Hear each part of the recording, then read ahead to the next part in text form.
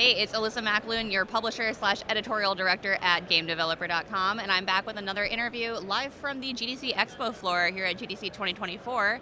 We're joined by Anna Kozlova, the CEO of Room 8 Group. So, right. Anna, hello, welcome, and do you want to tell us a little bit about Room 8 Group and what you guys do? Yeah, sure. Thank you for having me. Yeah. So, Room 8 Group is one of the top service providers in the industry. We are around for 13 years. Mm-hmm. We started as a game developer. Back 13 years ago, we were developer and publisher for mobile games. But 7 years ago, we switched to the service provision co-development model. Yeah. And for the last 7 years, we grew from the very small team to 1,350 people. Yeah. Across the globe, in Eastern Europe, Western Europe, now South America, North America. We are doing co-development, art production, and starting last year, quality assurance and trailer production. So you've been a bit of everywhere, doing a bit of everything but it seems to be working out.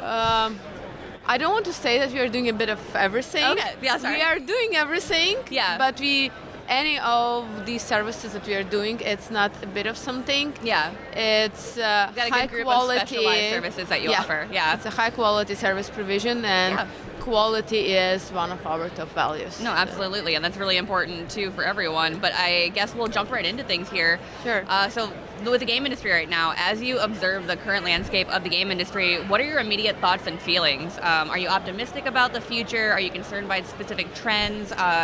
Or do you see kind of new opportunities emerging where we're at right now? So after GDC, I'm super optimistic. Mm-hmm.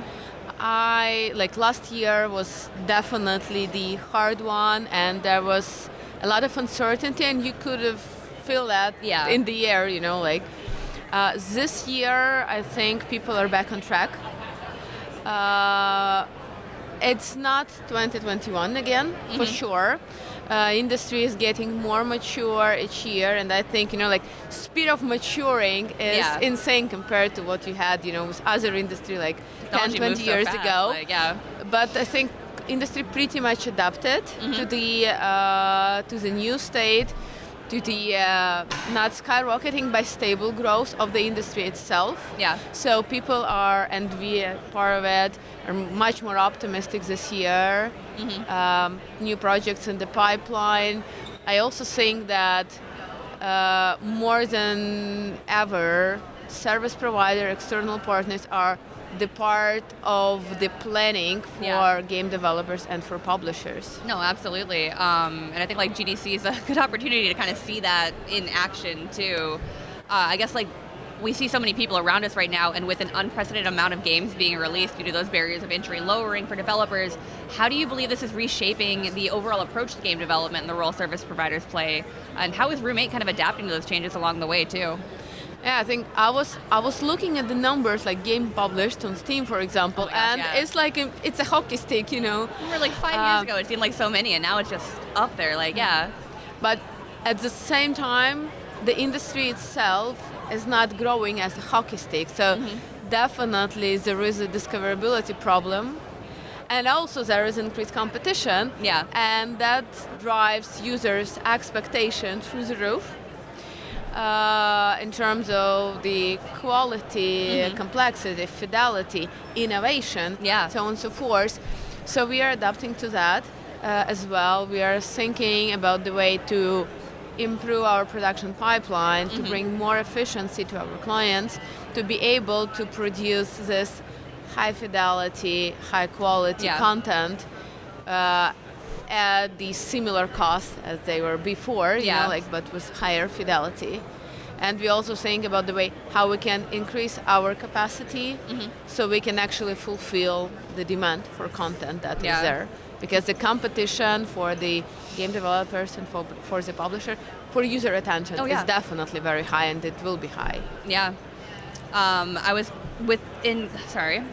It is the first day of doing all this, and I'm still getting all the cobwebs out of my throat, I guess. When it comes to user preferences, I guess, how are evolving user preferences affecting the game development cycle? And has this led to any specific changes with how you approach game creation at Roommate Group? That's a tough one because right now there are so many trends. Yeah. User-generated content, definitely a trend. There are other like disruptors with the new models, like subscription-based model. Also, I think like new platforms, and I can say that like Fortnite or Roblox is definitely a platform, also shaping the preferences. Yeah.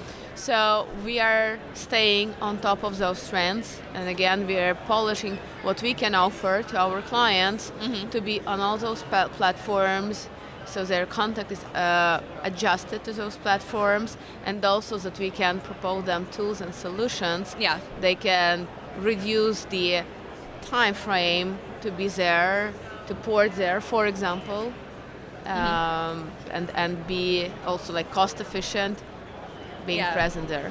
Yeah, I think like you touched on it a little bit earlier, but game development is hard enough. Like it's a difficult process and it's evolving. There's so much competition too. Making sure you have the right tools and the right teams in your corner goes a long way. So with the expansion of the game industry right now and how rapid that's been, is there an increasing need for external game development companies like Roommate Group and what you guys offer?